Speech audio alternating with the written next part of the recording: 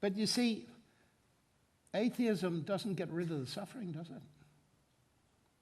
In fact, it could be argued it makes it 10,000 times worse, because it gets rid of all hope. I have a problem with pain and suffering because I continue to believe in God. But you see, ladies and gentlemen, this brings us straight. The only place in the whole of the universe I see a way into this question is the cross. Because at the very least, if that was God on the cross, what's he doing there? I never forget being in one of the largest synagogues in the world, and I was trying to help a young Jewish lady understand the Yiddish that the rabbi was talking, and my Yiddish is very poor. I speak German, so I was doing my best, and I'm afraid I was taking translator's license, and we were in an exhibition of the festivals of Israel, beginning with the Passover and so on. So I took a little bit of liberty, since I didn't understand everything, to explain that this had found fulfillment in Jesus, the Messiah, you see. So I was gently adding to what was being said. And eventually I hadn't noticed that in the middle of the room there was a big montage. And it was the gate of Auschwitz, Arbeit macht frei, work will set you free. And she stood, she was a very intelligent architect, put her hands out like this, across the door, and she said, "What does your religion make of that?"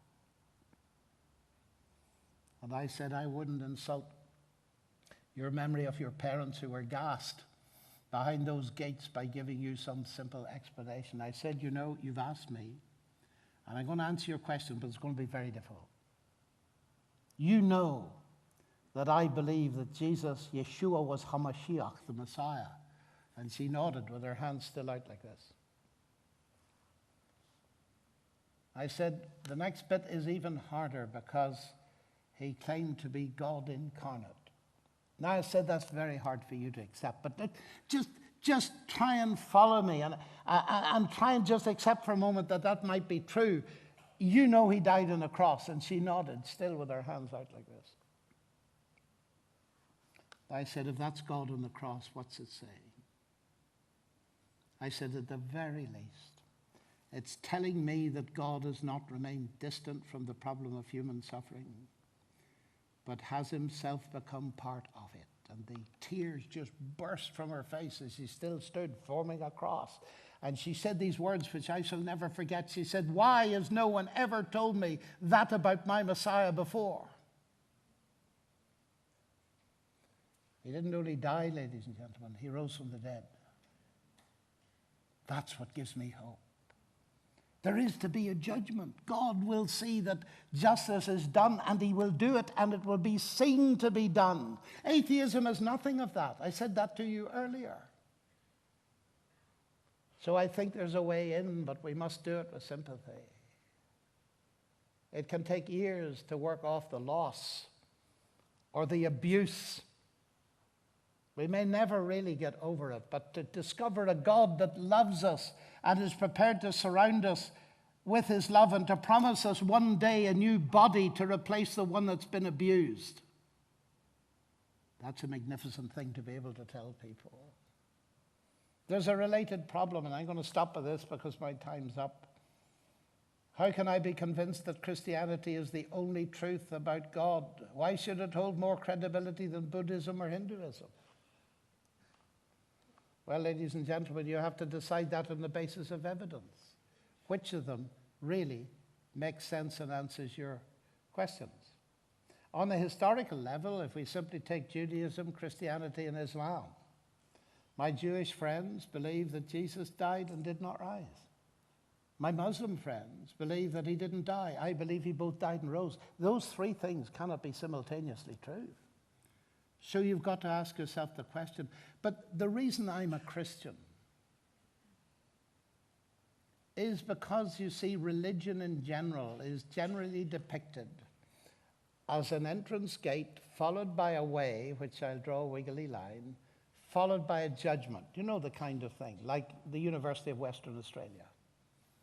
You get in through some exam, some ceremony, and you're on the way, and you have professors or gurus or imams or priests to help you. But even they can't guarantee you're going to be accepted at the end. And however kind your professors at university are, they cannot guarantee that you're going to be accepted at the end. Why? Because the basic principle is your merit. And how many times have I sat with someone from religions, including Christianity, by the way, who said, that is what my religion teaches. It's not what Christianity teaches, ladies and gentlemen. And here's the utterly revolutionary thing. Christianity is not a system of merit.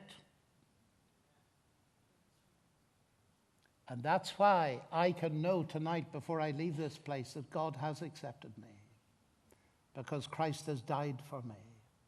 I often illustrate it. I met my wife first day at university. She was 16, but that's a different story. She's the most beautiful thing I'd ever seen. Anyway, now, of course, I wanted to marry her eventually. So I came to her one day and I presented her with a cookbook. And it's full of laws, you know. If you're going to make an apple cake, thou shalt take so many grams of sugar, thou shalt take so many kilos of flour, thou shalt take so much water, and you shall boil it and mix it and so on. So I said, now, Sally, it's going to be like this, you see. I couldn't possibly accept you now. I mean, if you follow the prescriptions in this book for 40 years, let's say, then I'll think about accepting you. So how about becoming my wife? Do you think I did that? Why are you laughing? Do you know that's how millions of people think of God? You wouldn't insult a fellow human being by suggesting your relationship with them was based on merit, would you? And yet millions of people think exactly that of God. If I try and keep the rules, then perhaps one day you will accept me. That's slavery, ladies and gentlemen. And it's one of the biggest reasons that people are running away from religion, because Christianity has been interpreted like that, and it's the exact opposite. You imagine my wife having tried this for a year or two and really taking it seriously and wanting to bake an apple cake, and she suddenly realizes if she doesn't do it perfectly, she's back to her mother.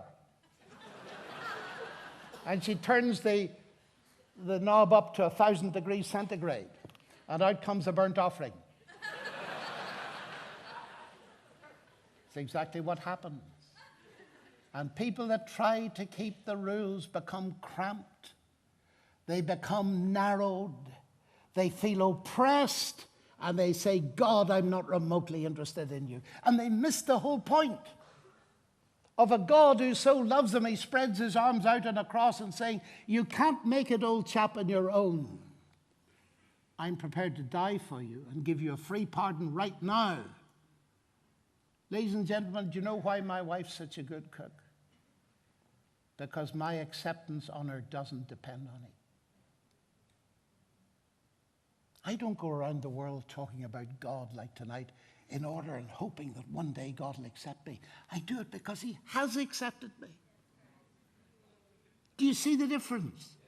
And you will know, those of you who are married, that the essence of a marriage is that security of acceptance that's independent of the minor vagaries of the way we behave. Why would we insult God by suggesting to him we could merit it? And you see, here Christianity isn't competing with anybody because it's utterly unique. Ladies and gentlemen, it is 9:05. I have sinned massively in going 5 minutes over my time. Thank you very much indeed.